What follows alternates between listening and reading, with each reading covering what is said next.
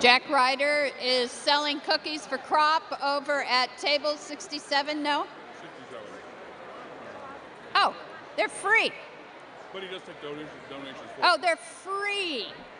But there's a donation jar. bucket cookie. And the suggested donation is $15 a cookie? No, a bucket cookie. A bucket cookie. $1 a cookie? He said sure. Whatever you'll give for a cookie. Please come to your seats. We'll start. Feed your face, feed somebody else. Yeah. Oh man, I've been so cold. Would you like me to? No, I brought this shawl finally.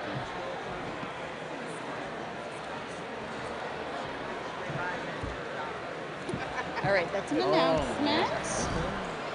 Please come. Whoops. Please come to your seats, and we're going to have some announcements.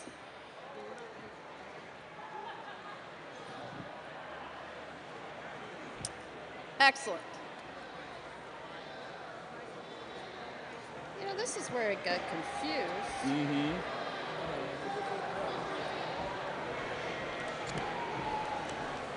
Battery just got confused.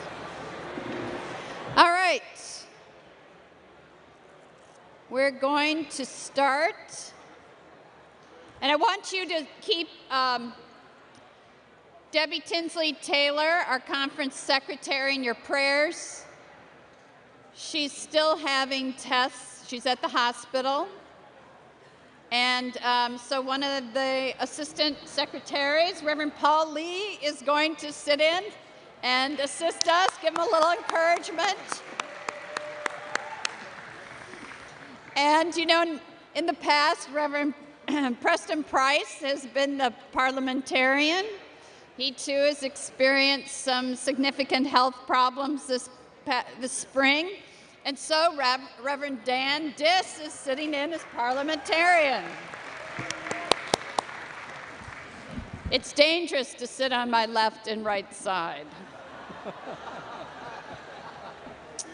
Please keep them in your prayers. Oh. All right, if you would, I'm going to call us back to order.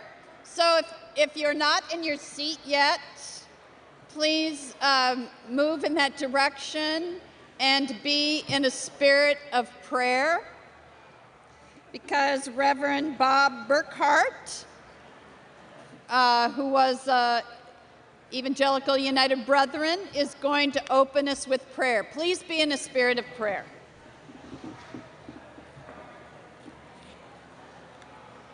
A bit about the context.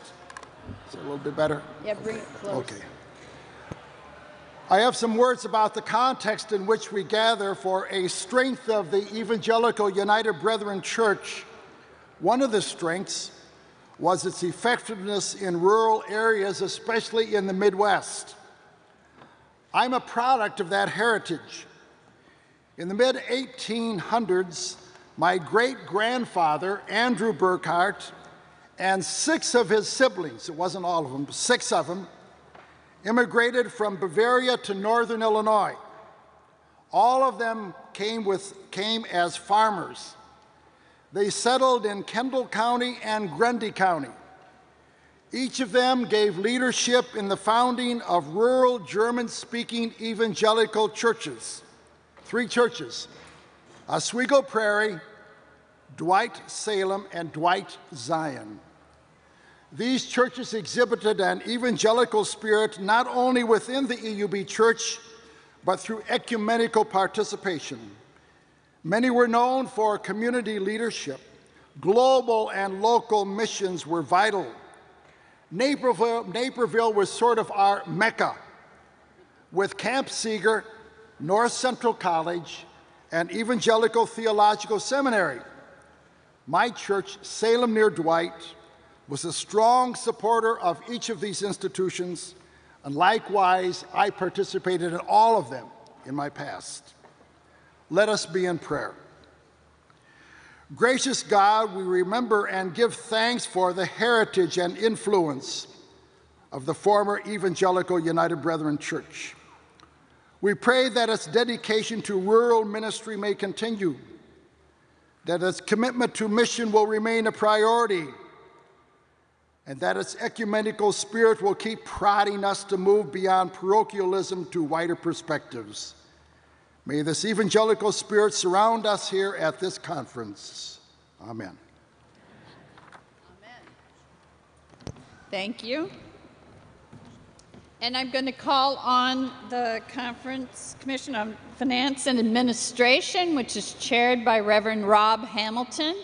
And if they would come forward, they will have their presentation of the finances and budget and allow for the process by which we will later tomorrow vote on the budget. Welcome. All right.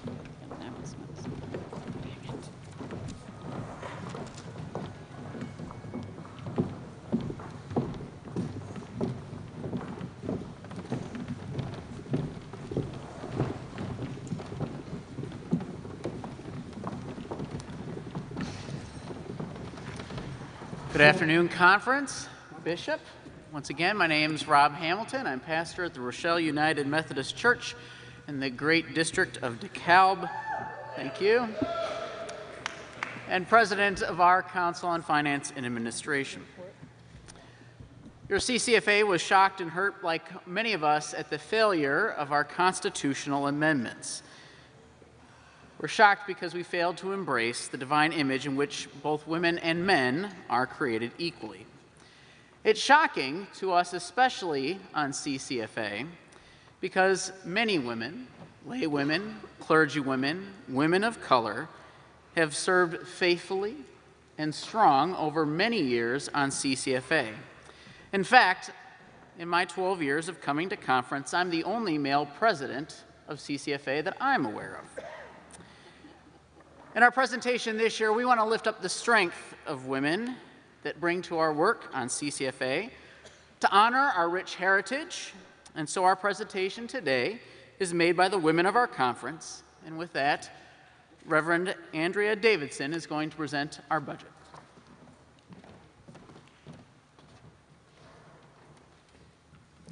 Good afternoon.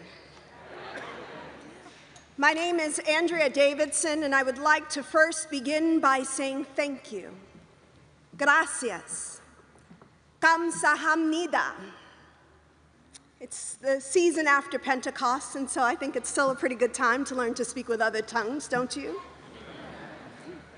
And so we might hear together in this space the mighty acts that God is doing through our church, even in the Northern Illinois Conference. And so we say to each of you, merci, shukran, obrigada. Thank you for your sacrificial giving.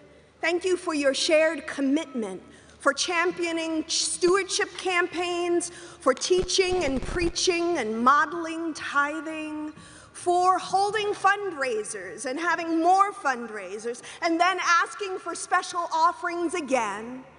Thank you for going above and beyond to contribute to the work of our broader connection, even when it wasn't easy.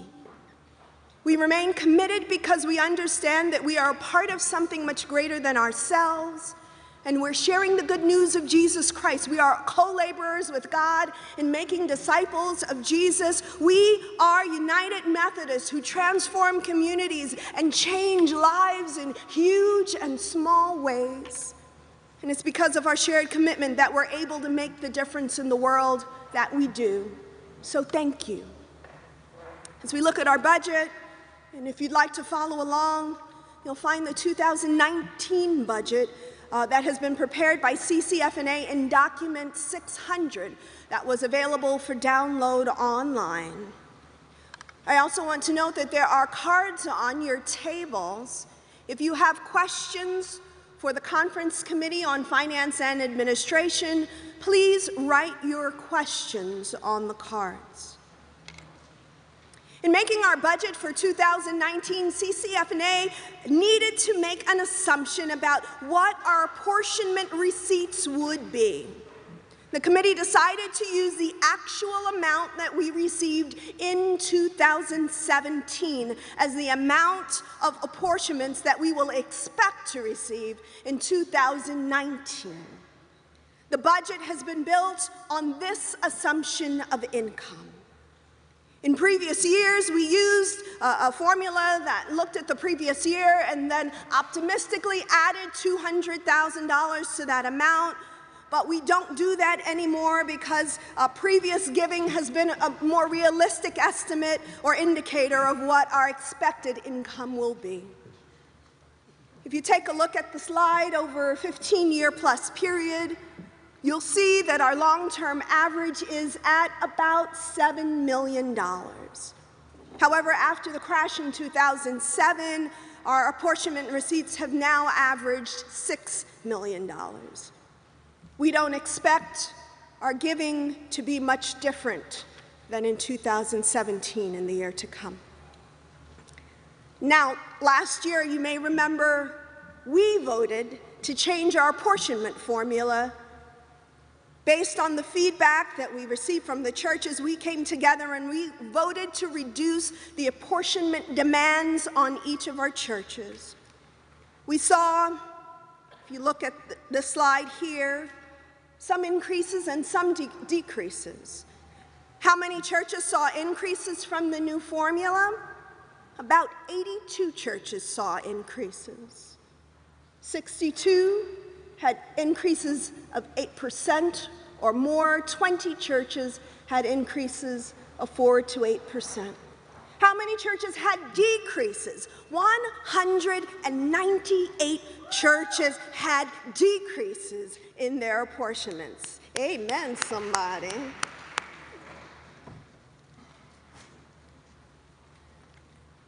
Now, as we look at these decreases, we also listen to you.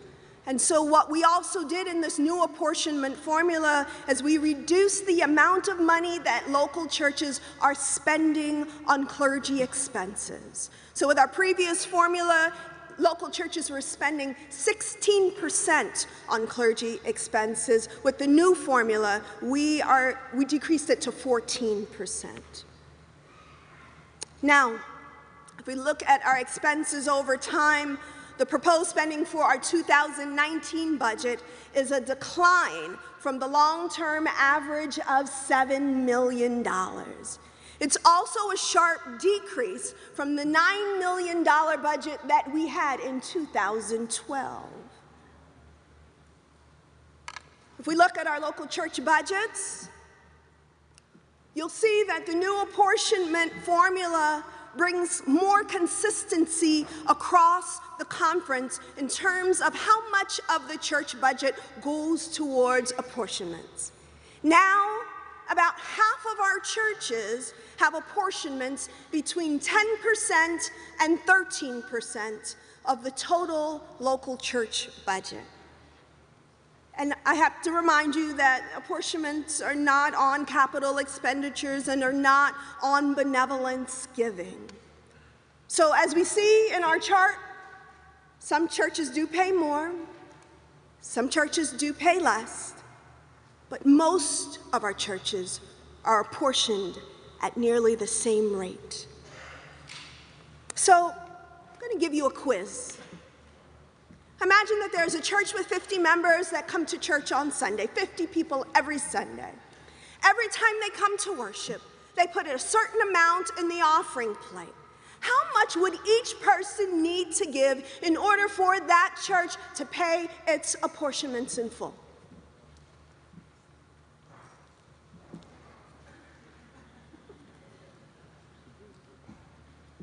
How much would each member need to give every Sunday in order for that church's apportionments to pay in full? You can just yell it out.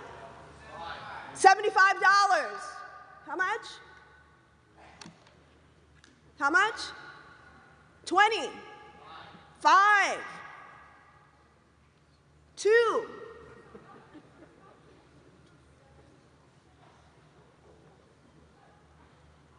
I want you to know that based on your weekly attendance, if everyone gave $5, every Sunday they were in worship, your apportionments would be paid in full. Surprising, yeah?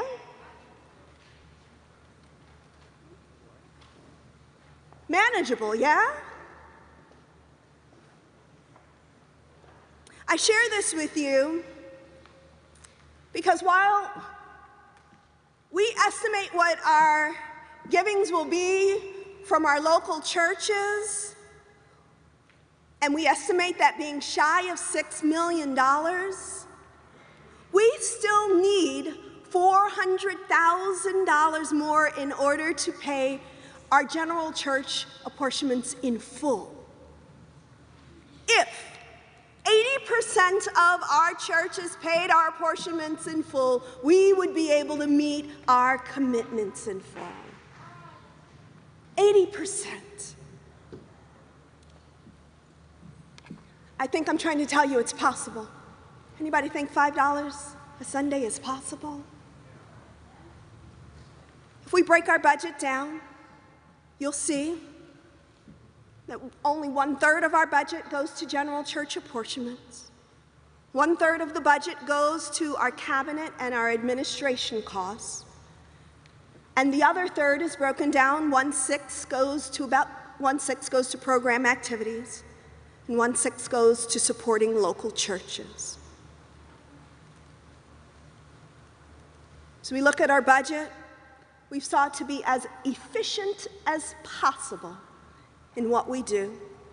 Over the last year, you've seen that we've reduced the amount of space that we rent for districts.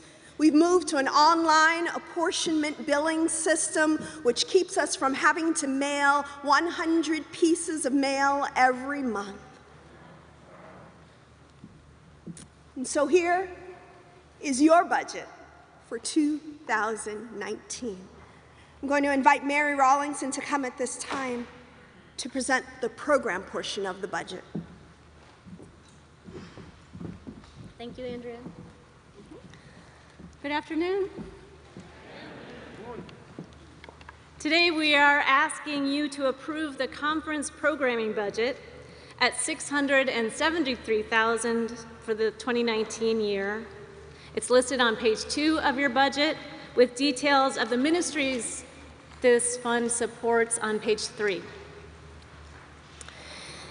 The annual conference shepherding team, as you'll hear more about this evening, is developing a strategic direction to guide us in the future, and you'll hear more about that during the presentation this evening. Since that work is in progress, for this year, the Conference Committee on Finance and Administration approved a process which we followed for developing the budget.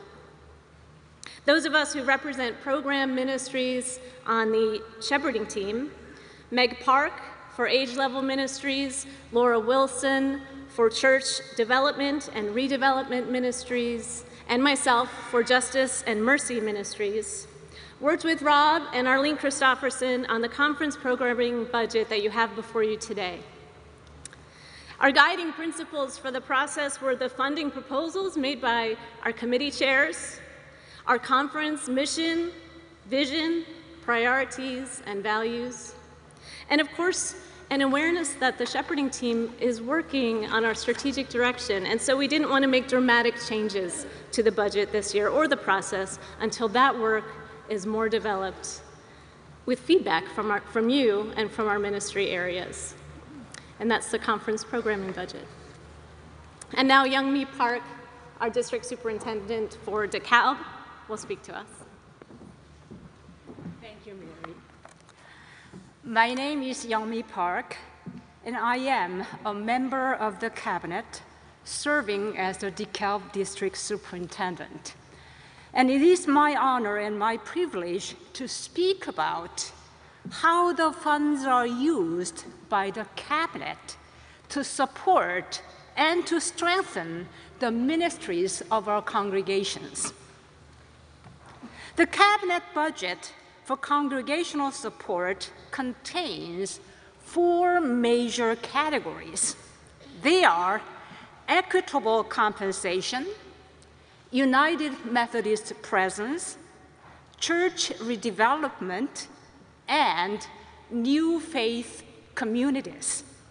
And here are the questions the cabinet asks when working on its budget and discussing possible funding. Is there potential for renewed health and growth and vitality? And how important it is for us to have a United Methodist presence in that area? And are there possibilities for reaching out to new people, different people, younger and more diverse people? We are fully aware that every single dollar of our funds comes from your offering to God. We want to be faithful stewards of the resources, and we want to make sure that they are used wisely and responsibly and for maximum impact. I am not here to say that every single project of the cabinet was successful. But it is my joy and my privilege to take this opportunity to share a couple of fruit stories. It was in 2013, a new faith community named Misión Cristina Emerge in Belvedere, Rockford District started. How many people to start a new faith community? 2. Pastor Chris Ramirez and his wife, Melissa. They worked hard, diligently and relentlessly and passionately. They reached out into the community, and even if not a huge amount, cabinet supported their efforts with its budget. Some 5 years later, guess how many they worship now? 120. Yes, they are growing. They are growing. People joining and professing their faith in Jesus Christ, our Lord and our Savior. Amazing, isn't it? Misión Cristina Emerge is one of the 6 churches receiving One Matters Award later today. So I hope that you will get to hear more about their story later. But here is another example. One of the cabinet budget items is called Town and Country. Yes, my friends, we are intentional about supporting vital ministries of our small rural congregations. And one of the projects this budget makes possible is called PAC Grant. PAC, P-A-C-K, stands for Planned Act of Christian Kindness. Of course, it's not a huge budget. Just a few $100s granted to a dozen or so of the churches so that they can reach out into the neighborhood with planned acts of Christian kindness. And this year, with this PAC grant, Elizabeth UMC will support backpack food ministry, and Waterman UMC, pastor is sitting right here, will offer an ice cream social, right?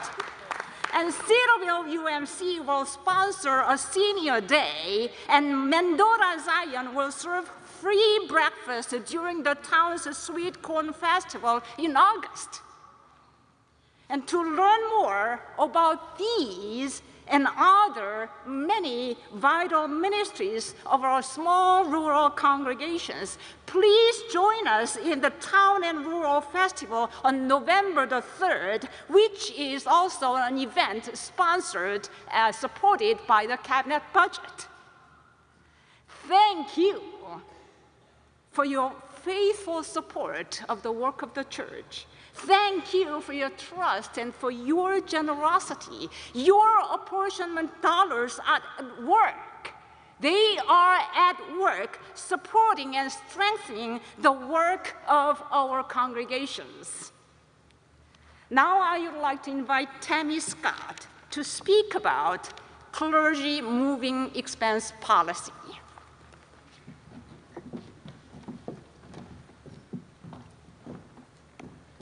Thank you, Young Me. I'm Reverend Tammy Scott, and I currently serve as a deacon in full connection at Grace UMC in Naperville, but I'm beginning the process of changing to elders' orders and will serve as pastor of Sugar Grove UMC beginning July 1st. So I find myself engaging in the conference moving policy for the first time, just as the tax law is changing. As you may or may not have heard, the Tax Cuts and Jobs Act that went into effect on January 1st of this year eliminates any tax advantages for employees who receive moving benefits from their employers. Clergy who move in 2018, no matter the distance, 5 miles or 200 miles, the amount the conference spends on your behalf is taxable income. So at the end of 2018, clergy who have moved in this year will receive a 1099 from the conference for the moving expenses paid out on their behalf. This income will need to be reported on your 2018 taxes and will be subject to both income and SECA taxes. The income is also pensionable, right? Yay! It's also pensionable. The Northern Illinois Conference will pay for the DB portion of the pension on that amount, and local churches will be asked to pay for another portion of the pension, which is about 3%, on a maximum of $3,200. Northern Illinois Conference will make the calculation and send that bill to the local churches and then their portion to Westpath. At CCFA, we have spent considerable time trying to find creative ways around this or come up with plans to help offset the possible burden that this will place on our clergy and families. Ultimately, we decided that we needed to first inform you of the tax law change, and then we will need to gather more information in the coming months and year to see what we might be able to do. So you can expect those clergy who are going to be moving a survey to send out and to receive information back from you about the burden that you may have or may not have felt with all of the various tax law changes that we will see in 2018. So please help us in filling that survey out so that we can help you as best we can as we move forward together. Now I'd like to introduce Kelly Beard to share an update on the Red Door Fund. Good afternoon. Thanks, Tammy. Several years ago, CCFA examined some of the barriers that are in place in terms of local churches paying apportionments. And so one of the greatest pressures that we found on local churches was your mortgages. And so following the 2008 economic recession, that became increasingly difficult for local churches to secure or refinance or even maintain their mortgages with either local or commercial banks. And so in 2013, this conference approved the formation of Red Door. And Red Door is a separate entity from the conference, but we're clearly in relationship with all of you. 26 churches applied and opted into Red Door, and we have a collective loan with Wintrust Bank. And so we just wanted to provide you with an update on that. And we're pleased to report that 100% of the churches, all 26 churches, have paid their mortgage payments in full and on time. Yes, thank you and congratulations. That's great. That means that your mortgages that were previously maybe balloon interest rates or extended terms, local churches are paying around 4.5 to 5.5% as your interest rate over a time of anywhere from 10 to 30 years. So this has been a real help to local congregations in terms of the pressure it puts on our local budgets. And we also know, because we started this in response to apportionment pressure, we have looked at the churches who participated in Red Door, and we see an improvement in all of the churches in their apportionment payments to the conference, and we're hoping that's a result of this program. So also another awesome news. We also experienced a change in leadership in 2017 and 18. Dick Costa, if you're here, thank you for your years of service to Red Door. He was truly instrumental in helping form this program, and he was also a really incredible leader who was faithfully engaging local churches in conversation and dialogue and education around Red Door and the mortgage program. He stepped down at the end of last year, and so our new board of directors is, the chair is Doug Roseleap from the Downers Grove United Methodist Church, and he has served on the board for a couple of years. He brings a tremendous amount of financial expertise and creative perspective. He's a strong leader. He's going to do very well. We look forward to working with him, and I think you'll be pleased with his leadership as well. I wanted to provide you with a couple of key financial updates that have been happening with Red Door. And so what you need to know is that a portion of the loan, $13 million with Wintrust, had a fixed interest rate at 4.6%. Then the other part of the loan, $4.5 million, had a variable interest rate. And the agreement for the variable portion of the loan was set to expire. And we actually think in this economic environment that interest rates are going to be rising over the next couple of years. And so in response to that, to mitigate this risk, we went back to Wintrust to negotiate a part of the loan. And actually what we ended up doing was restructuring the whole loan. And so just wanted to provide you an update of what that new loan looks like. So $7 million is a fixed rate, and that'll be paid off in 10 years, which is amazing. We have an $8 million portion, and where we're only going to be paying the interest payments on those, but the variable interest rate on that portion of the mortgage is capped at 5.25%. We have another $2.5 million where we're paying interest only, and it's also subject to various rates, but it's uncapped, and it's based on the 30-day LIBOR rate. Super interesting technical financial information. But overall, Wintrust is happy with their relationship with us, and so they reduced their cost to us by 25 basis points. And so in the midst of all of that detail, here's what I want you to take away from this. Number one, that we refinanced, Red Door refinanced our loan with Wintrust and extended the terms of the agreement to 2028. And that's number one. Number two, this refinance helps safeguard us against the risk of increasing interest rates, so that's a great thing. And what you need to take back to your church is that really nothing changes in terms of your mortgage payments. You're just going to continue to stay on the same track. And if we continue to track, if you guys continue to send your mortgage payments in on time and the market seems to perform well, we still plan to pay back our loan to Wintrust early. And so if that happens, we will gladly meet and communicate all to you what we're going to do either with the shorter duration of time or the extra money that we have. The other good news is that we've made $300,000 in extra payments to the principal of the loan, which helps us pay it off earlier. And we also have 3 months in reserves, so we have $564,000 in reserve to make payments. So all in all, it's been a good and healthy year for Red Door. We're so grateful for those churches who are participating in your continued faithfulness and prayers to Red Door. At this time, I'll invite Stephanie Ewell forward to speak with you about fossil fuel investments.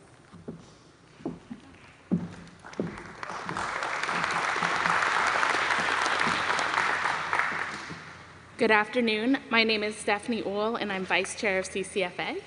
Last year at annual conference, a resolution was presented to divest conference investments from companies whose core business activities involved the production of petroleum, natural gas, or coal. After a loving and long conversation on the issue, this resolution was referred for further conversation. So I'm here today to give you an update from CCFA on the conversations that we've had so far, and you'll hear even more tomorrow from the UM Foundation. CCFA met with and had presentations from both the Eco Sustainability Task Force and the UM Foundation. The Eco Sustainability Task Force presented the science as well as the rationale for divestment, and also fossil fuel-free investment options, including investment options that would exclude the Carbon Underground 200 list, known as CU 200. The UM Foundation presented to CCFA their work in being good stewards of our investments. Through the UM Foundation, the conference's investments have always followed socially responsible investment screens to not invest in objectionable businesses, such as alcoholic beverages, tobacco products, gambling enterprises, pornography, weapons, and private prisons. In addition to screening out these businesses, the foundation now screens in good companies by focusing on environmental, social, and government characteristics related to lower carbon footprint, human rights records, gender and racial diversity in the workplace and in the boardroom, LGBTQ rights, and equitable compensation and benefits. This approach moves us from an approach of reactively removing specific companies to an approach that promotes investment into companies that share our values of being environmentally friendly and promoting social justice and equality. With this new approach, the foundation has informed us that our investments in fossil fuel companies is currently less than 1%. And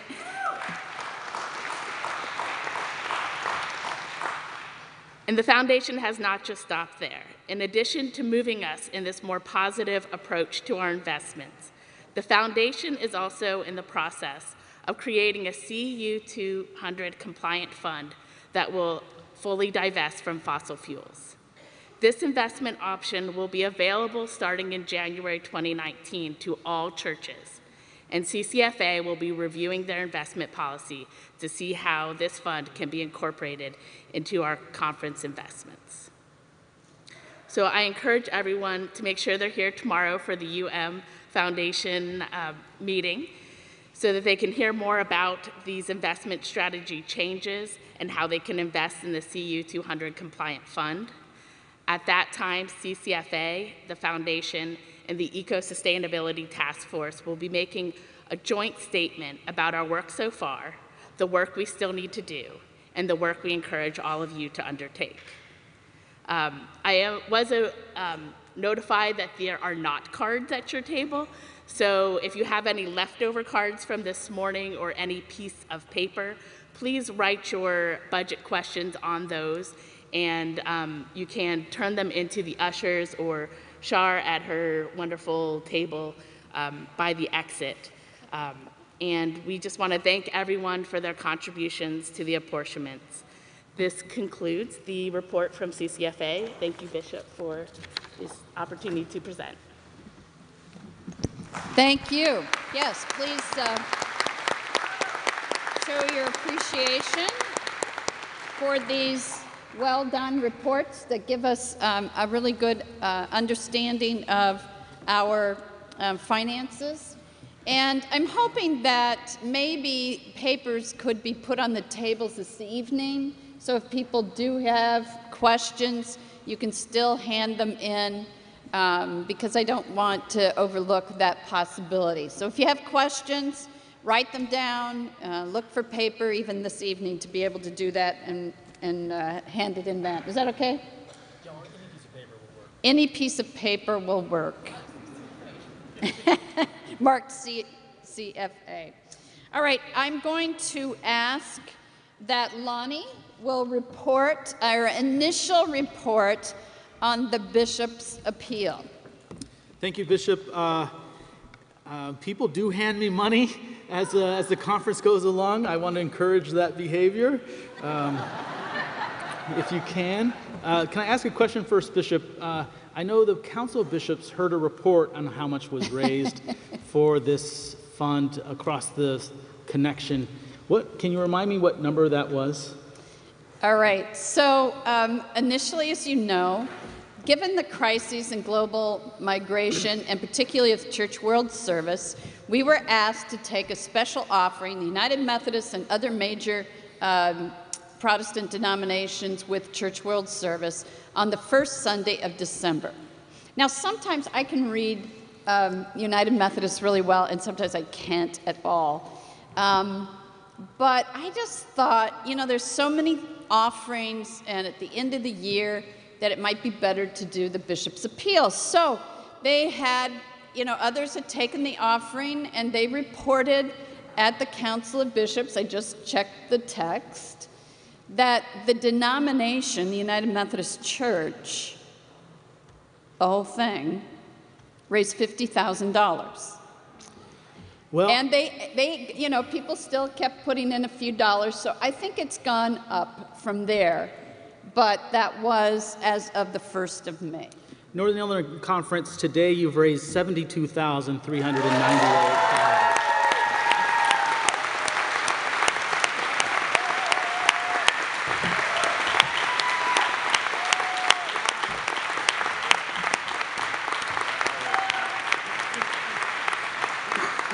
Let's be tweeting that out there. Oh, Lonnie, I think somebody wants to know how the districts are doing. Sure, I know district superintendents may want to know. Let's see if I can, how should I do this? Maybe if the district superintendents can stand where they are. Okay, so.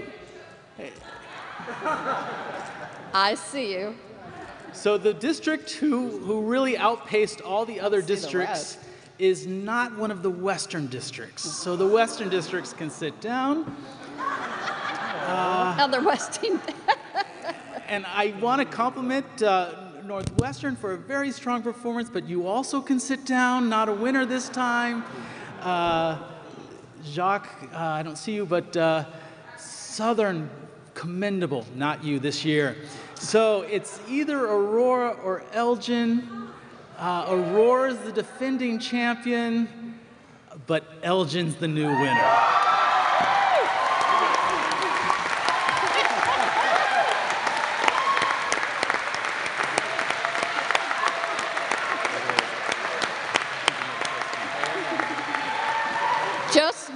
Just know that Lonnie will continue to take money, and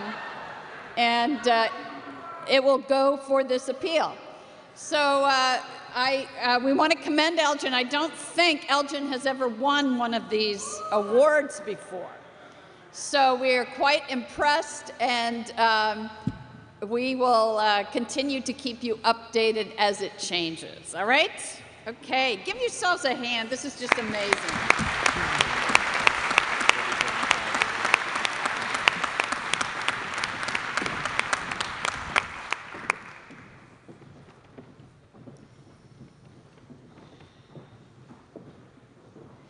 Now I will call on one of our lay leaders for the annual conference, Mark Manzi, and he will be representing the 3 lay leaders, Jesse Cunningham and Elisa Gates. Thank you. Good afternoon, Northern Illinois Conference. My name is Mark Manzi, and I serve as one of your co-conference lay leaders. And it is my privilege today to present to you the 2018 Laity Address. But first, however, let me introduce again my colleagues and have them stand. Co-conference lay leaders Jesse Cunningham and Elisa Gatz.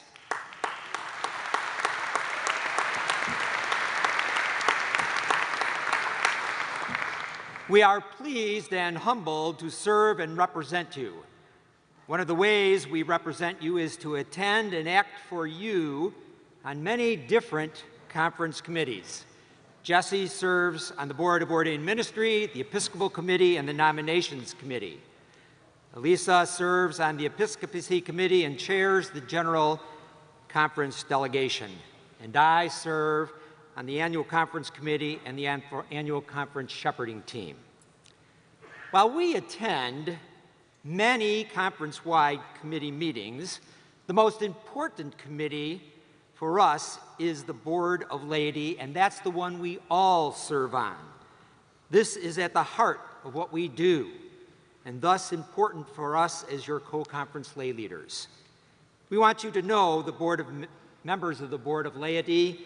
At this time, I would like all Board of Laity members who are present to stand and raise a hand as you are introduced. Please stand up now. And Aurora District Co-Lay Leader Greg Chapman and Larry Newton. Chicago Northwestern Co-Lay Leaders Donna Sagami and Vivian Matthews.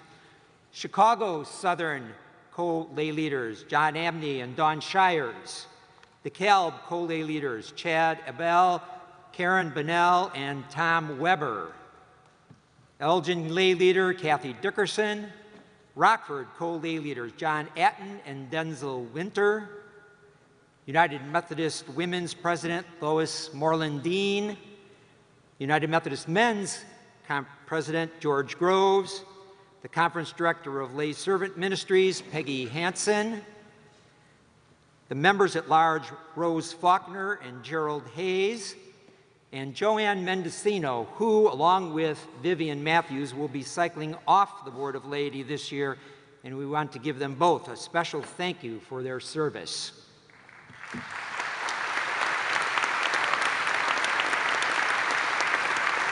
Finally, we have Char Hoffman, our clergy representative, and the Reverend Arlene Christofferson, the Director of Connectional Ministries. The Board of Laity's why is to provide support and direction for the ministry of the laity on the local, district, and conference level. Our how is through building relationships and connections with local church leaders and clergy for equipping and empowering them for ministry. Now, when you hear the words why and how in that statement, I hope many of you remember that those were the words that were the focus of the last two laity convocations. We spoke of us, laity and clergy, as individuals as well as together in our churches, needing to determine and understand our why. Why are we doing what we do? At the First Laity Convocation and here at Annual Conference, we saw a video of Michael Jr. talk about the importance of knowing your why. Michael Jr. says that when you know your why, your what has more impact because you are walking in or towards your purpose. That is what the Board of Laity is trying to do, and we hope we are always walking towards our purpose of building relationships in order to help equip and empower the ministry of the laity. At this year's Laity Convocation, we went from why to how. Reverend Junius Dotson, General Secretary of Discipleship Ministries, was our keynote speaker, and he honed in on the why and then moved to how in order to make our why a reality. He focused on explaining the importance of knowing our why as he described how to develop an intentional discipleship system, which is a focal point for discipleship ministries. Now, along with being inspired by Reverend Dotson's keynote, we also attended one of 4 breakout sessions where presenters from our conference told of their why and how in the ministry work they were doing and gave us some specific strategies for transforming ministry plans and putting them into action. Now, beyond working to equip and empower church leaders for ministry, the goal of the Laity Convocation is to bring laity from across our diverse conference together to help build stronger relations. No matter where our churches are, rural, suburban, or urban, we are United Methodists. We are connected. We serve the same God and have many of the same challenges. But when we use our connections and our relationships, we can work together to overcome those challenges. We can learn new ideas for doing ministry from each other and have resource persons available to share and get ideas with those and help with those ideas. Now, Annual Conference is a great place to continue to build our relationships, and I encourage lay and clergy members to reach out and speak with any Board of Laity member. Tell us what is working in your church. Tell us what your challenges and concerns are. We want to hear from you. Answer your questions. Celebrate what is going well with you and help with your challenges. Now, we don't have all the answers, but we may be able to point you in the right direction to the right connection. we are pleased to announce that Laity Convocation 2019 will be held on Saturday, February 9th, and want you to put this date on your calendars now and share the date with other leaders at your local churches. Our focus of the 2019 Laity Convocation will be the power of prayer with keynote speaker Reverend Susan Nilsson Kibbe, who is the Director of Connectional Ministry in the West Ohio Conference. Our second focus will be to provide up-to-date information on the way forward and what will be happening at the Special General Conference in St. Louis on February 23rd and through the 26th, 2019. You know, I don't know about you, but I'm a planner. It helps me to know where I'm going and what I'm supposed to be doing. When my wife and I go on vacation, we have fairly precise plans. There's some room for serendipity, but I generally have the Google Maps ready, tickets purchased, dinner reservations set. Well, I think you get the picture. When I was a younger man and a new member at St. Andrew United Methodist Church in Carroll Stream, where my wife and I still attend, the new pastor, the Reverend Elmer Dixon, tapped me to be the senior high youth leader. Well, I was a middle school teacher in town, and he thought that would be a good fit for me. So I volunteered.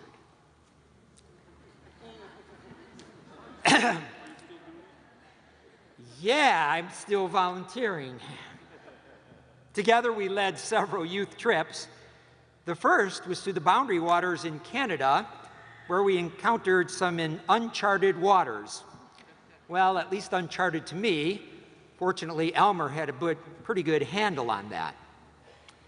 A couple of years later, we took another group of youth to Nashville, which included visiting a number of United Methodist sites, as well as using our connection to sleep in a large United Methodist church in Nashville. Now, camping in a state park was also a part of the trip.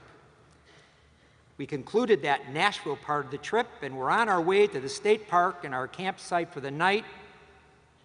And the time to the campground was a little longer than expected, and it got dark, and then it began to rain. And then it really started to rain.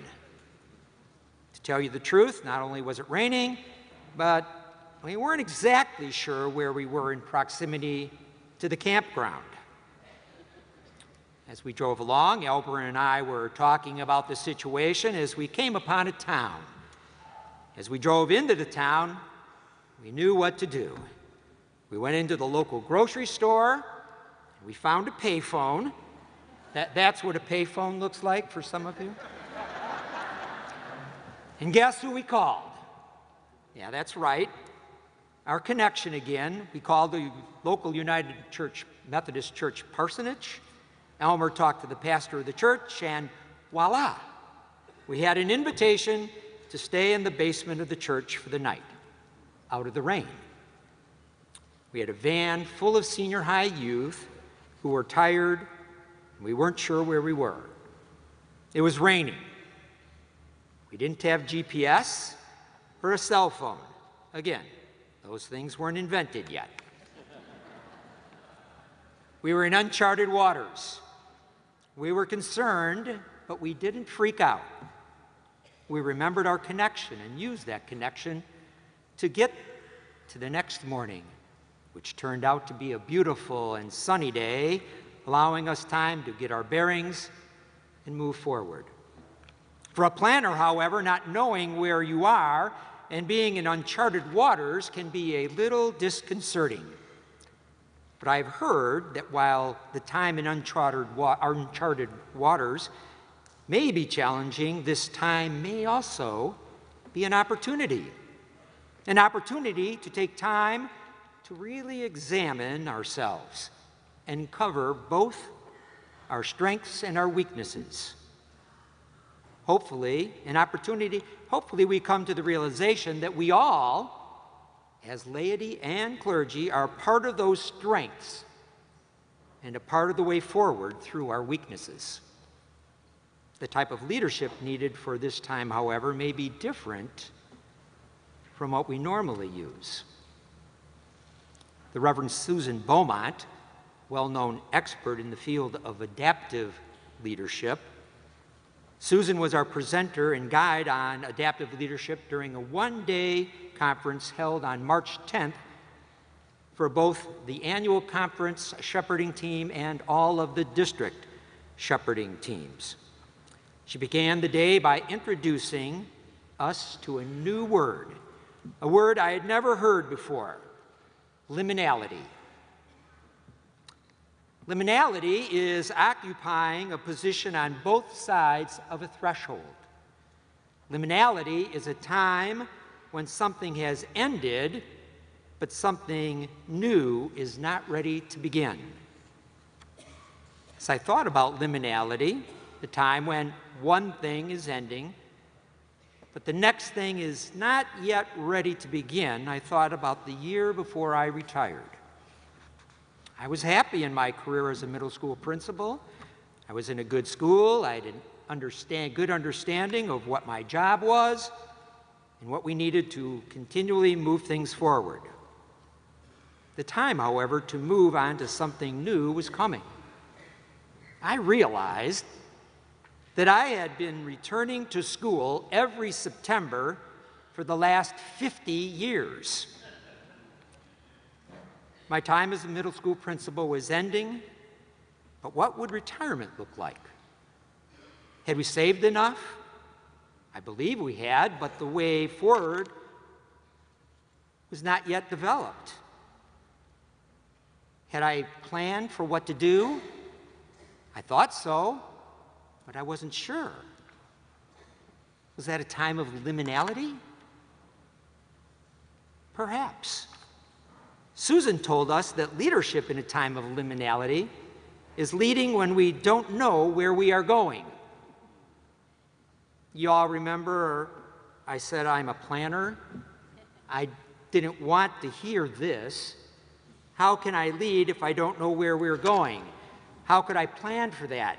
She couldn't just tell us what we needed to do, where we needed to go, how we needed to do what we needed, and find out where we needed to go and just tell us that.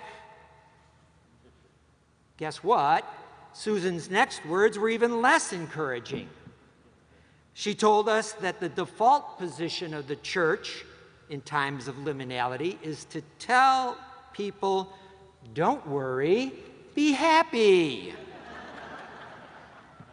She indicated that as church leaders, we usually like to restore equilibrium. We usually return to the status quo. Okay, what's wrong with that? Well, I think you know what's wrong with that, just as I do. The data backs that up. Data tells us that things usually don't work out. When we restore equilibrium, we really go backwards into our comfort zone.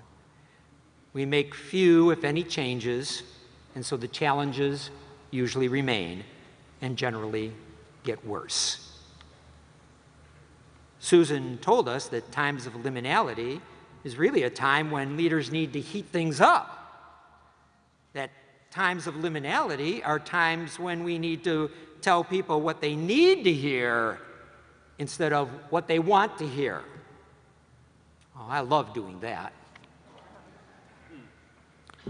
She said that times of liminality are times to look for the adaptive work that needs to be done, not the technical work we think will solve the challenges. Why? Because technical work lives in our head, but adaptive work lives in our heart.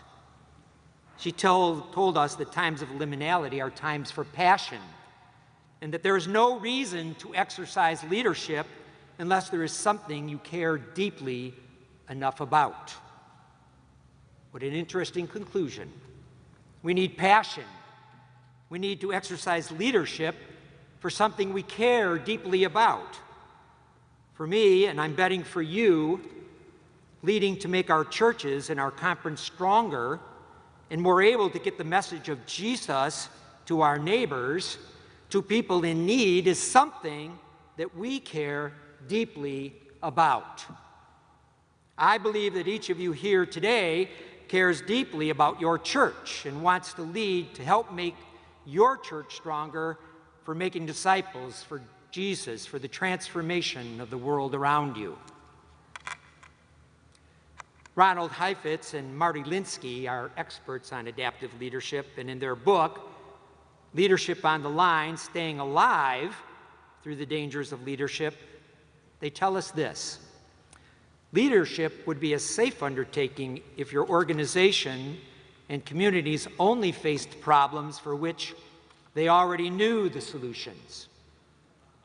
For every day, people have problems for which they do, in fact, have the necessary know-how and procedures. We call these technical problems, or challenges, or problems. But there's a whole host of problems that are not amenable to authoritative expertise or standard operating procedures. We call these adaptive challenges because they require procedures and experiments, new discoveries, and adjustments from numerous places in the organization or the community. I think you realize that we are in a time of liminality. Many of the old ways we did church don't work as well today. New people coming in your town aren't just looking for the cross and flame to figure out where they will be going to church or if they will be going to church. The challenges we have are adaptive challenges. So if you want to feel comfortable and safe, then this may be the wrong place and the wrong time for you. We all remember, however, that the people in Jesus' time wanted Jesus to be comfortable and safe. But Jesus came to upset things. Jesus challenged cultural norms. He ate with sinners and hung out with social outcasts. He envisioned a new way to look at religion. Hear what Jesus said in Matthew 5 as interpreted by the Message. Here's another one of those old sayings that deserve a second look. Eye for eye, tooth for tooth. Is that going to get us anywhere? Here's what I propose. Don't hit back at all. If someone strikes you, stand there and take it. If someone drags you into court and sues for the shirt off of your back, gift wrap your best coat and make it a present. And if someone takes unfair advantage of you, use the occasion to practice the servant life. No more tit-for-tat stuff. Live generously. And you're familiar with the old written law, love your friend, and its unwritten companion, hate your enemy. I'm challenging that. I'm telling you to love your enemies. Let them bring out the best in you, not the worst. When someone gives you a hard time, respond with the energies of prayer. For then you are working out of your true selves, your God-created selves. Don't hit back. Live generously. Love your friend and your enemies so your best will shine through. Respond with prayer. Yes, Jesus raised the temperature and challenged the way things were being done. Jesus had new ideas for how the people had to look at the law and reached out to not just some of the people, but to all of the people.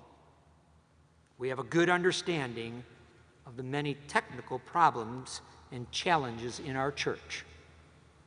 We know how to choose the curriculum for the Sunday school and vacation Bible school, and where to order the materials. We know how to prepare for a worship service, and we know who to call to repair the water heater when it leaks. But the challenges that are before us now, as the challenges that were before Jesus, are more than technical challenges. We are in a time of adaptive challenge, and these challenges require different types of solutions. In fact, the challenges we have will take different solutions and they will take time to solve. They will call for experimentation, and hanging in there as the experiment may not be the right solution or work the first time. Getting to the best way to move forward will take new discoveries and numerous adjustments. The good thing is that adaptation relies on diversity, and we are a diverse conference. The good thing is that successful adaptation changes build on the past rather than jettisoning them all. But there will be some modifying or even letting go of that which is no longer needed or no longer useful. We will have to rearrange some of our old DNA. Well, as a former science teacher, I perked up when someone talks about DNA. Did you know that 97% of a chimpanzee's DNA is exactly like a human's DNA? It is that 3%, however, that is the difference. But what a difference it makes. So the amount of DNA that we need to change may only be 3%. But we must find and change that 3%. For in that will be the difference. Now, before your eyes get too glazed over thinking this is overwhelming, or this is going to take too long, or this is something I have heard before and which never got done, I want to say that your annual conference, has already started working, and you have already been a part of the work. Do you remember? In 2015, we gathered a great deal of data in a survey of lay and clergy across the conference called Landscape. We compiled and analyzed that data and had multiple laity and clergy listening sessions across the conference to discuss that data. We used the landscape data and the information gathered from the listening sessions to determine what people were saying and created a new mission and vision statement for our conference. And we also created a statement of our values. We have used this data and our new mission and visions and values statement to guide our work. Last year, we moved forward again. We, the annual conference, approved new teams to continue the work. These are the annual conference shepherding team and the 6 district shepherding teams. These teams will take new responsibilities for some of the work of the conference and district. The teams have specific responsibility, including being a leading and learning organization in addressing the technical and adaptive challenges of the NIC, providing coordination of the ministry, mission, and vision of our conference, discerning a 5-year vision plan, and focusing Northern Illinois Conference resources to equip local churches and ministry settings to make disciples for Jesus Christ for the transformation of the world. These teams have diverse makeup, including excellent representation by the laity of the conference to help make these and other responsibilities of our conference a reality. We have begun learning about adaptive leadership and are currently working on discerning a 5-year vision plan for the conference. But we are just beginning. We will work diligently as an annual conference shepherding team, and we will report to you annually. Yes, we are just beginning, but through this time of liminality, where the outcomes are not yet clear, nor the path not yet charted, church ministry will continue. We will be moving forward. There may be challenging at times, but we will continue to work to meet the needs of our neighbors. How do I know that? The annual conference shepherding team meets throughout the conference. Our April meeting was at the Rochelle United Methodist Church. meeting, we began what we hope will be an ongoing part of each of our meetings. After the formal meeting concluded, we met with laity from the area around Rochelle to discuss joys and concerns in the ministry in their area. At Rochelle, we met 7 laypersons who were thrilled, and we were thrilled to hear the activity about the Hub Cluster and the Rochelle outreach to the Central School. The Hub Cluster is a lay-led and directed cluster that joins several small churches of the area together to do ministry that alone they could not do. The idea and work began in 2006 with a mission trip to Louisiana after Hurricane Katrina. They continued to do mission trips both locally and nationally. They have worship services together, such as Good Friday services. They support each other's church fundraisers. Individually, they each said they could do perhaps only a quarter and more like an eighth as individual churches as compared what they do together. I would like to thank Dan and Linda Graber and Ed and Karen Baylor for telling us about the wonderful ministry of the Hub Cluster in the Rochelle area. Rochelle UMC has recognized that the population of their town is changing, and they wanted to be on the forefront of working with their new neighbors. But they didn't have much practice dealing in multicultural environments. But that didn't stop them. They recognized that the demographics of the school right across the street had changed from predominantly white to 80% Hispanic, and that many of the children were on the federal free or reduced price lunch program. They wanted to help. They first reached out in 2016 to the teachers with welcome signs and greetings, as well as coffee. Coffee on the first day of school. Can't beat it. This led to quarterly times for coffee. But one thing that I believe really moved the needle, so to say, is when the church posted friendly greetings in both English and Spanish in the big window that faced the school. And the teachers and students responded with their own greetings in their classrooms. And I think that the match was made. The 2017 school year ended with a party. They thought that perhaps 20 families would attend.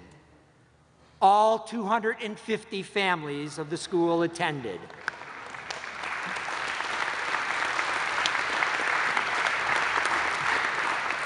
Adaptive changes.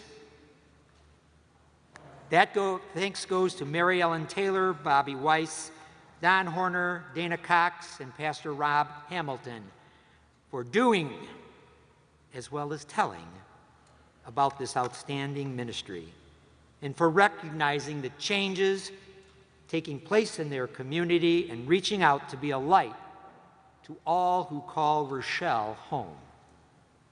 These are just some of the examples of the ministry that is taking place throughout our conference. As the annual conference shepherding team meets across the conference, I am sure we will be hearing of other ministries that are reaching out and meeting the needs of our neighbors. And you know, I think that worship is still happening on Sundays, and I think it's happening on Saturdays and sometimes during the week. So ministry and worship, potlucks and chicken dinners, corn fests and bazaars, and many other things will continue to happen throughout our conference through this liminal time. But we are in uncharted waters. We are a work in progress. Sometimes, some things may change as they always do, but other things will begin. Just as Jesus came to heat things up, just as Jesus recognized that meeting the needs of the people as they were in their current situation is what was vital, we must as well. But change is a challenge. Not being sure of where we are going is a challenge, but we have a process in place. We are moving forward. We have a strong connection and vital relationships, and most of all, we know that God will always be with us. Now, before I finish, may I take a moment and talk about the royal wedding? Come on, I know some of you were there or watched as I did. Now, I don't really want to talk about the pomp and circumstances or St. George's Chapel at Windsor Castle, but I do want to talk about the Most Reverend Michael Curry. Some of you did watch. The presiding bishop of the Episcopal Church of America. He spoke of love. Now, speaking of love at a wedding isn't very unusual. I would say that we all talk about love at weddings. But Bishop Curry had a little more time and a worldwide audience, and he delved into love a little more deeply. He first quoted the Reverend Dr. Martin Luther King, who said, "We must discover the power of love, the redemptive power of love, and when we discover that, we will be able to make of this old world a new world. Love is the only way." He told those gathered for this wedding about the power of love. Not just the love of the wedding couple, but the love each of us need. Reverend Curry reminded us that Jesus may have begun the most revolutionary movement in human history, and I quote him, "A movement grounded on the unconditional love of God for the world, and a movement mandating people to live and love, and in so doing, to change not only their lives, but the very life of the world itself." He said he was talking about the power, the real power of love, the power in love to change the world. Do we think this way when we talk about love? We say we want to make disciples for Jesus Christ for the transformation of the world. Do we think this way when we talk about that? This message was really saying to us, use the power of love to start the change. And I use these words from Bishop Curry to end. Think and imagine a world where love is the way. Imagine our homes and families when love is the way. Imagine our neighborhoods and community when love is the way. Imagine this tired old world when love is the way. When love is the way, unselfish, sacrificial, redemptive. When love is the way, then no child will go to bed hungry in this world ever again. When love is the way, we will let justice roll down like a mighty stream and righteousness like an ever-flowing brook. When love is the way, poverty would become history. When love is the way, the earth will be a sanctuary. When love is the way, we will lay our swords and shields down by the riverside to study war no more. When love is the way, there's plenty of room for all of God's children. When love is the way, we actually treat each other well, like we are actually family. When love is the way, we know that God is the source of us all, and we are brothers and sisters and children of God. All of this may sound impossible, but this kind of love is in our control. It is in our DNA. We are a people of faith, and the impossible may sound impossible to others, but to those that have faith, let's start imagining. Let's make love the way. It has to start somewhere. Why can't it start with me? Why can't it start with us? God is with us. Yes, the love of God is with us as we move through the uncharted waters, as we work to reorganize ourselves in this conference. The love of God is with us as we find a way forward. Don't give up. Don't forget. Imagine to love. Remember, God is love. Hang in there. Thank you.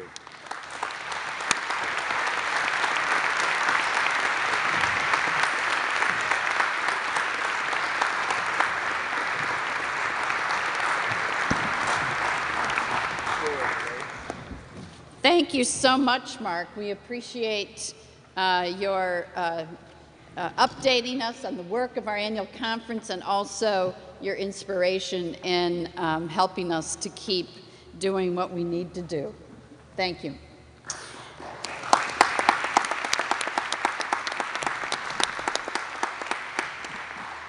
So at this time, we have what's called a body break.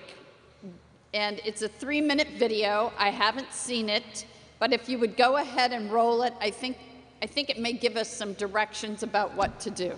This health break is brought to you by the Abundant Health Initiative of the United Methodist Church. Get up, get ready. It's time for a health break. Let's unite to boost our physical, mental, and spiritual well-being. Improve your flexibility, posture, and even your mood with this 2-minute standing stretch. Okay, let's begin standing tall. Take a deep cleansing breath. First up, shoulder rolls. Roll your shoulders forward in full circles, loosening up any tension you're storing there. And now roll them in the opposite direction. Great! Next, head tilts. Face straight ahead and relax your shoulders. Tilt your head to your left, drawing your ear down to meet your shoulder. You should feel a nice stretch in the right side of your neck. Great! Now release and return your head to center. And let's tilt to the other side. A slow and controlled motion, nice stretch in the left side of your neck. Perfect!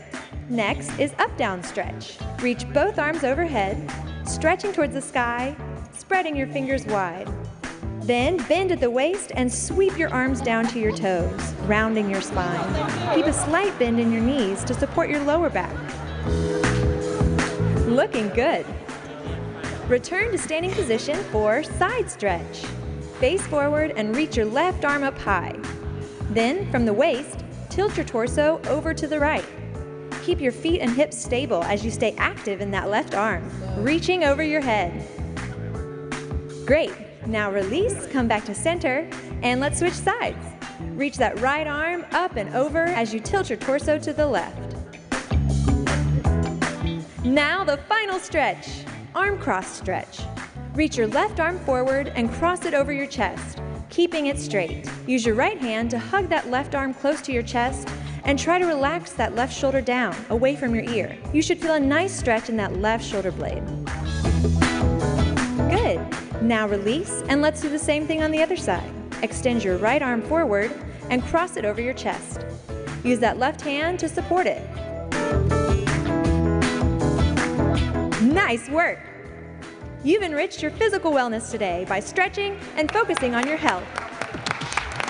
Join us in creating abundant health for everyone. Learn more at umcabundanthealth.org.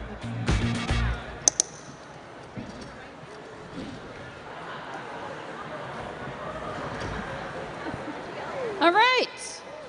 Hopefully you're all stretched, ready to go. A few more things before we break for supper. And I'm going to turn to Martin Lee and Mark Manzi for the one matter. Isn't it George next? Actually, I do, but we can do that. Mine's different than yours, but we can ask George to go ahead with United Methodist Men. Okay. Megan, there's no clicker up here, so can you change slides for me? I seem to think so too.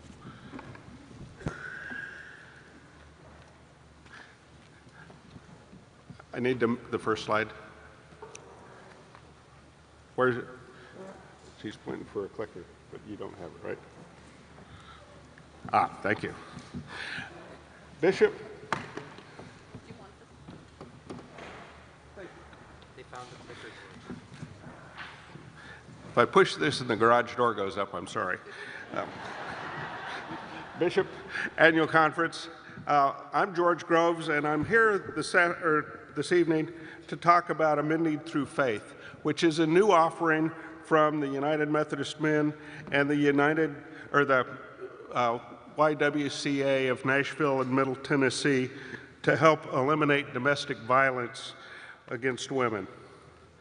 Bishop, referencing your message earlier this morning, I have hope.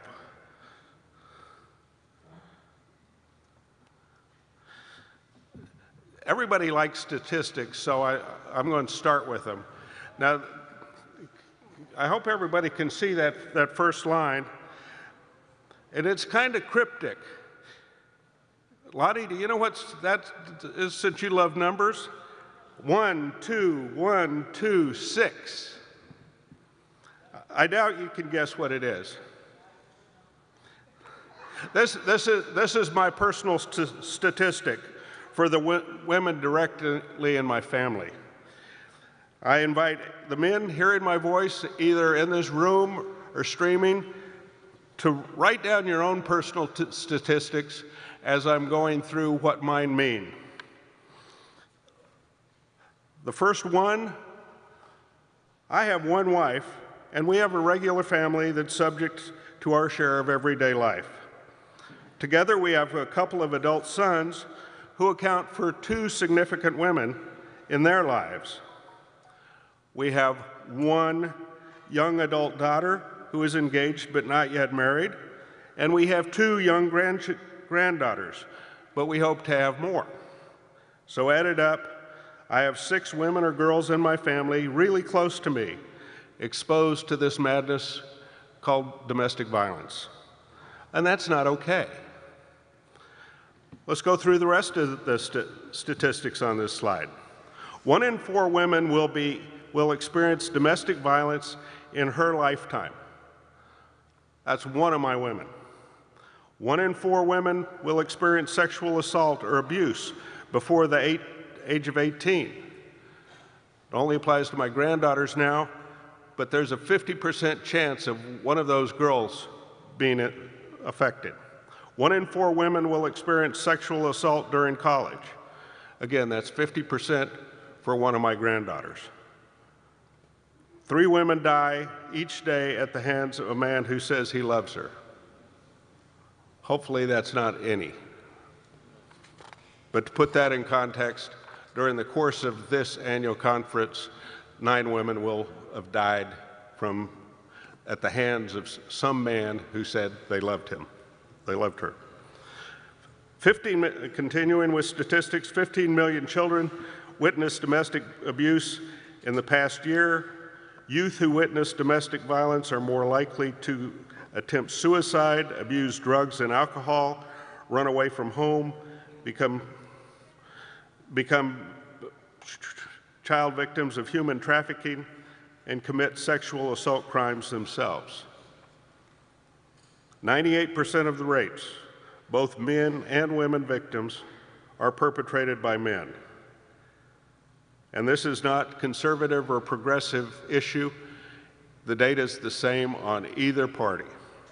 And there's no difference in the data between the church, the unchurched, or even the clergy. So this is us, guys. The big idea, guys, this is a men's issue. We own it, it's not the women.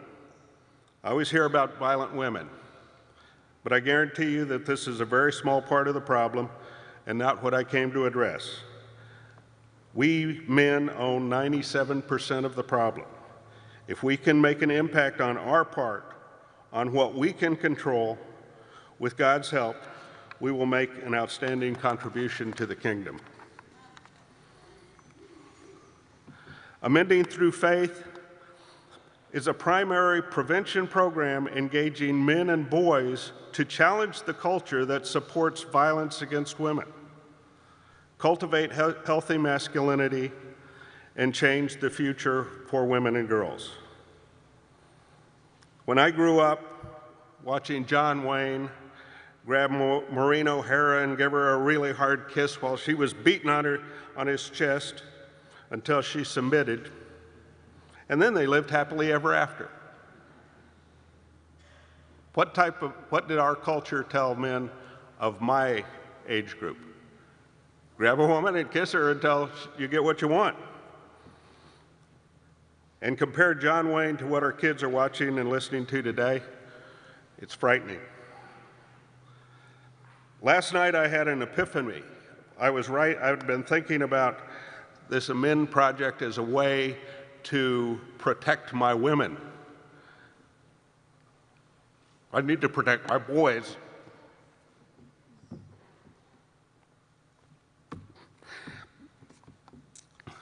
This is an 8-week, 90-minute session, small group study for men. And again, this is prevention, not intervention.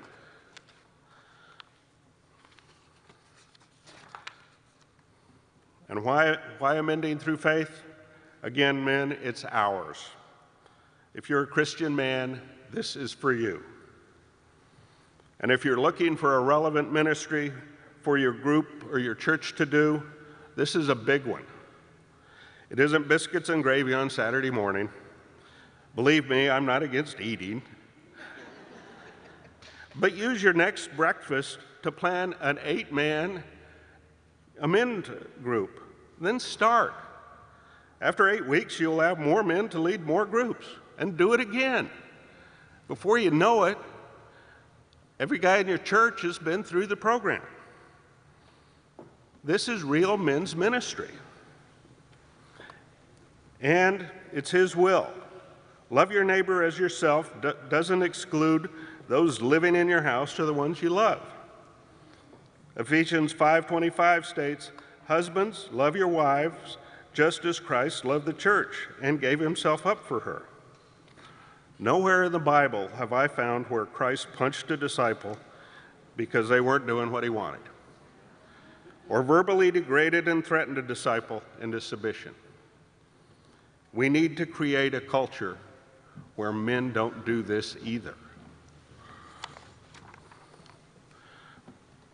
To order the study, come by the United Methodist Men's booth in the display area and pick up an order form, or go online at etouches.com/amend. It's real easy and it's cheap. And I want to thank you for my 5 minutes, and I hope to see you at the booth and a few more. And ladies, you can drop by too. Thank you, George. Thank you so much. It was good. All right, thank you, and thank you for this United Methodist Men's movement right now, and I hope that you will check out the curriculum. All right, now we'll turn to the One Matters Award with Martin Lee and Mark Manzi and their friends. All right, I will begin. Discipleship Ministries of the United Methodist Church is focused on lifting up the importance of discipleship. Makes sense? And is encouraging conferences across the United States to renew their focus on discipleship, especially at the congregational level. They do so in a number of ways, but are also asking churches to hone in on getting new members by profession of faith as well as baptism. And to encourage us, they have an award that they give across conferences and across the denomination called the One Matters Award. Last year, we gave one award to each district, and they got a plaque and a check for $1,000 to continue their good work. and we're going to do the same this year. But before we reveal this year's winners, let me introduce a person who we of the Northern Illinois Annual Conference already know very well, the Reverend Dr. Cynthia Wilson, who was the music leader at several of our annual conferences. But let me tell you just a little more about her. The Reverend Cynthia Wilson is an ordained deacon in the United Methodist Church and a member of the Great Plains Annual Conference. She holds degrees from Dillard University in her native home of New Orleans, Southern Methodist University Perkins School of Theology, and Garrett Evangelical Theological Seminary. Dr. Wilson is a popular lecturer, preacher, teacher, and conductor and concert artist.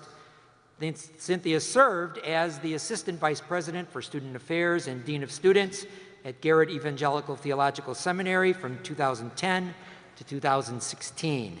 In January 2016, she was named Executive Director for the new Center for Music and Worship in the Black Church Experience at Garrett. In February of 2017, Cynthia began a new appointment as the Associate General Secretary for Leadership Ministry Unit at Discipleship Ministries in Nashville. But most importantly, she would want you to know that she is the mother of 2 adult daughters and the granddaughter of Noelle Patrice, age 4, and Jeremiah Benjamin, 1 month. Probably a little older right now. I'm proud to ask our Assistant General Secretary, Reverend Dr. Cynthia Wilson, to come forward and to say a few words about Discipleship Ministries.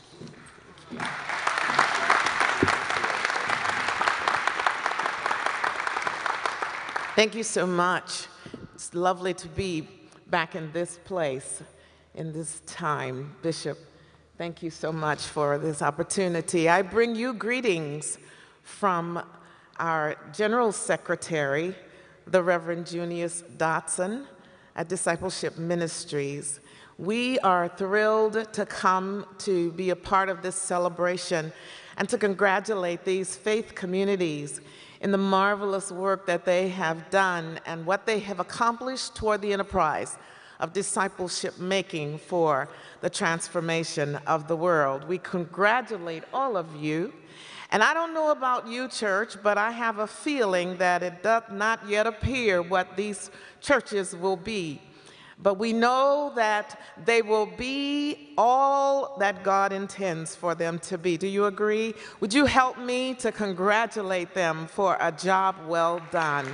Thank you so much.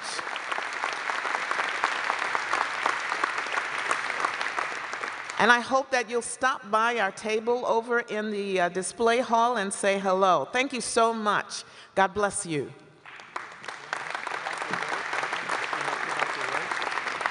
So here we go. From Aurora District, it was in alphabetical order. It's not just because I'm from Aurora District. Aurora District, Naperville Grace United Methodist Church, the Reverend Dick Wisdom, District Superintendent, Reverend Cindy Marino, Pastor. Come on forward and get your awards. Congratulations and thank you.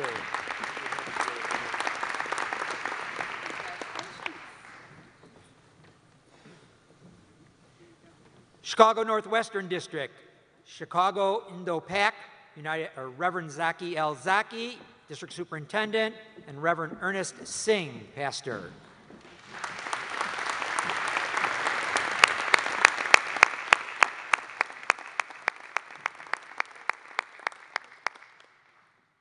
Chicago Southern District, Chicago South Shore United Methodist Church, Reverend Jacques Conway, District Superintendent, and Reverend Adana Davis Reed, Pastor.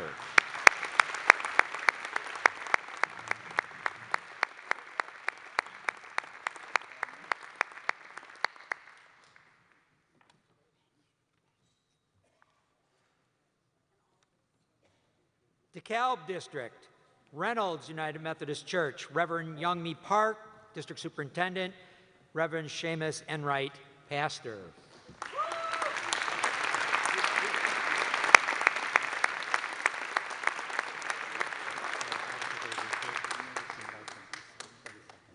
Okay. Elgin District, Crystal Lake First UMC, Reverend Arnether Murphy Heather, District Superintendent, and Reverend Scott Field, Pastor.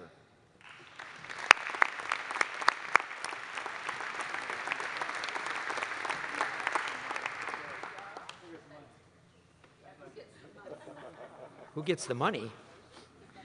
Rockford District, Belvedere Emerge Hispanic NFC, Reverend Lisa Cruz Safford, District Superintendent, and Pastor Chris Ramirez.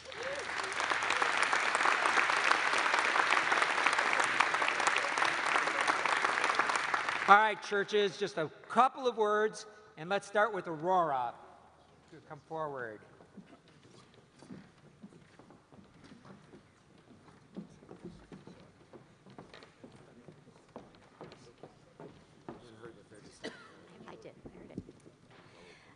Thank you, Bishop, for giving us that word this morning that reminds us of how difficult it is to get one message out in today's culture, divergent.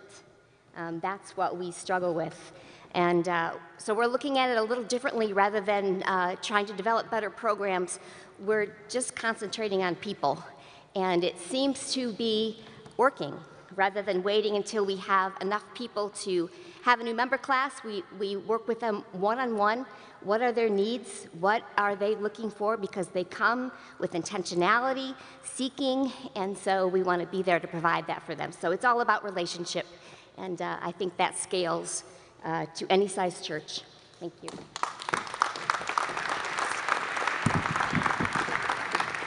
Reverend Singh.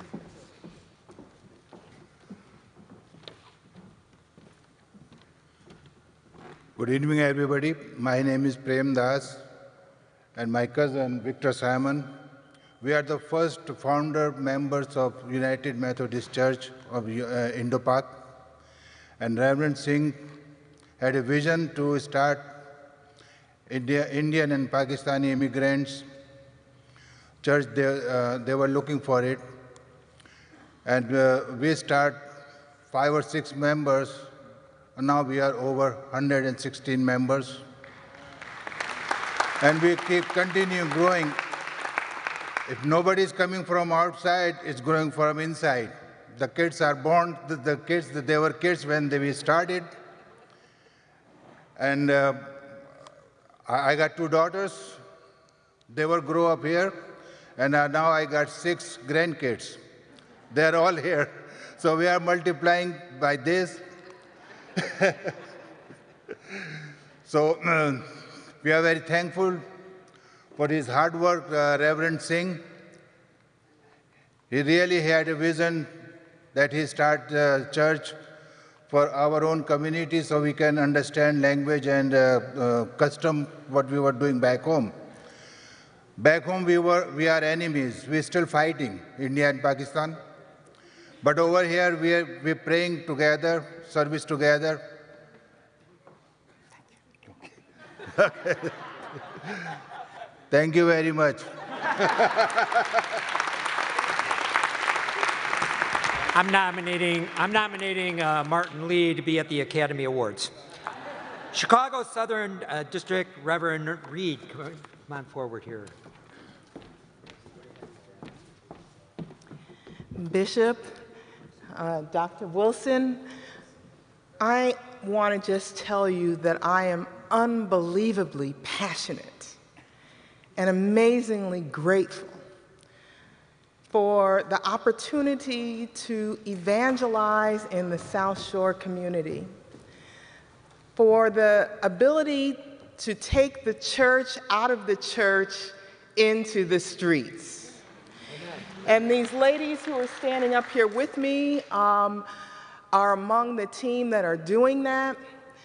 And there are others who are in and among these tables who have collaborated with us as well, demonstrating the power of our connection when we work together. But the idea is to get out of the church and take the church into the street through prayer vigils, through coffee setups on corners, by just meeting the people who are around us all the time.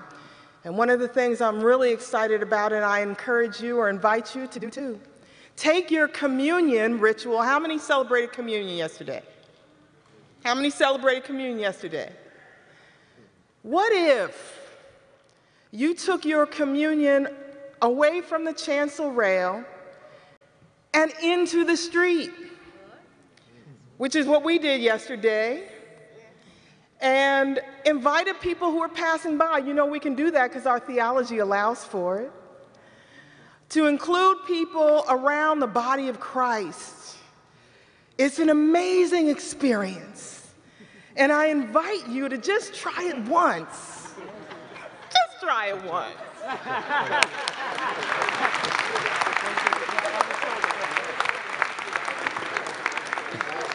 Reverend Enright.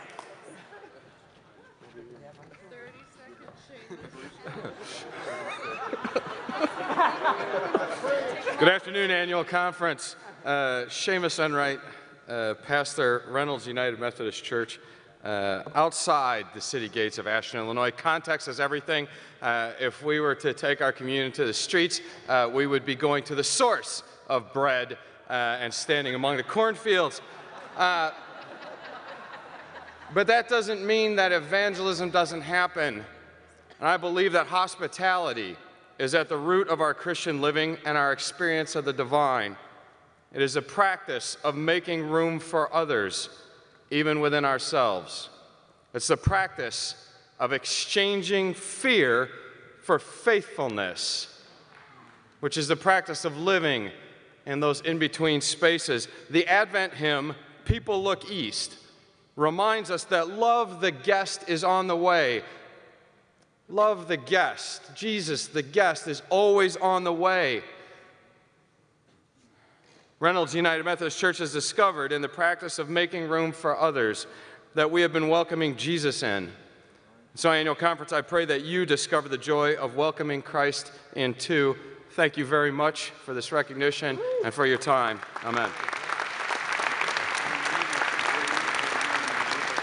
For Scott. There he is, Reverend Field. There he goes. Listen, if you see Martin sneaking up behind me, give me the word, would you? I just want to say First United Methodist Church of Crystal Lake in 2014 celebrated its 175th anniversary. But while we were looking back, we recognized we need to look ahead. So we got the congregational assessment tool administered by and through the consulting with Samaritan Center for Congregations. We learned a couple of things. One is that we were not connected with our community any longer. And secondly, even more surprisingly, that we were a congregation marked by low satisfaction and low energy to do anything about it. So we began a strategic planning process using something called the Simple Church Model. And I want to tell you that what followed has been this redevelopment effort, which has included evangelism, the welcoming of children and families, particularly welcoming families whose children have special needs, aftercare for women coming out of sex trafficking, feeding the hungry, building affordable housing, mental health services and training for leaders, support of immigration services for newcomers to our community, partnership with a local elementary school for the tutoring of first, second, and third graders, and enhancements to our ministries of congregational care. Those initiatives have helped First United Methodist Church move out of low satisfaction and low energy to regain its footing as an energetic and engaged community of faith. As one of our new members put it, I like this church because it actually does something. Amen? Amen? All right, so we are grateful. We're grateful for the recognition from the Elgin District and from the conference and from Discipleship Ministries. Thank you. Pastor Ramirez. All right, blessings. 30 seconds. We started a church in Belvedere. Thank God for trusting me with the calling to be a pastor, because I'm a little, I don't know, out of the ordinary, and people wouldn't believe in me. The church started when this beautiful daughter that we were expecting for 12 years was born 6 years ago. We began the church, emerged in Belvedere just by myself, planning, inviting people to come and join us, and no one showed up the first service. No one. And not even my wife. She was late from work. She was stuck in the traffic, and no one came to the first service. 6 years later, thank God, we are gathering 100 in worship service. And it's all for the glory of God. It's hard, it's difficult, it's very, very demanding. And I thank God for my wife, because when she stays at home and takes care of my kids that God has given us, she lets me go and disciple people and help people and guide people and help people come out of the hole where they are. Really quick, just last month, in the last month, I met Josue and Diana, both of them immigrants. And I don't ask them their status when I'm preaching the gospel to them. I just knew that they needed God, needed Jesus. I came up to Josue because he was brought to church when I was practicing music with the kids.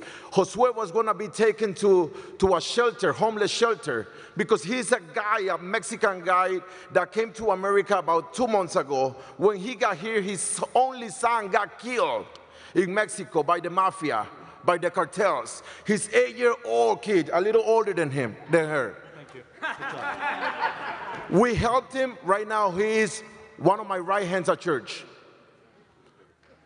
Right now, he is giving to church. Right now, he's helping others. Right now, he's helping others. Amen. Gracias. Being changed. God bless you.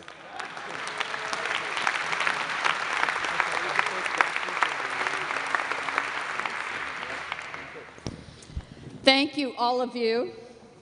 And, you know, we decided even before now that next year we want to reformat this so that we have more time to hear from each of these churches. This is something that's created a lot of excitement. And you don't want Martin to come up behind you and tap you on the shoulder. But I want to ask my conference secretary here to read the announcements, and Reverend Martin Deppy, whose birthday it is today. We have all kinds of birthdays today. After the announcements, he'll give us our prayer, and then we will come back. Be in your seat at 7:30. I'll give you a few minutes, but be here at 7:30.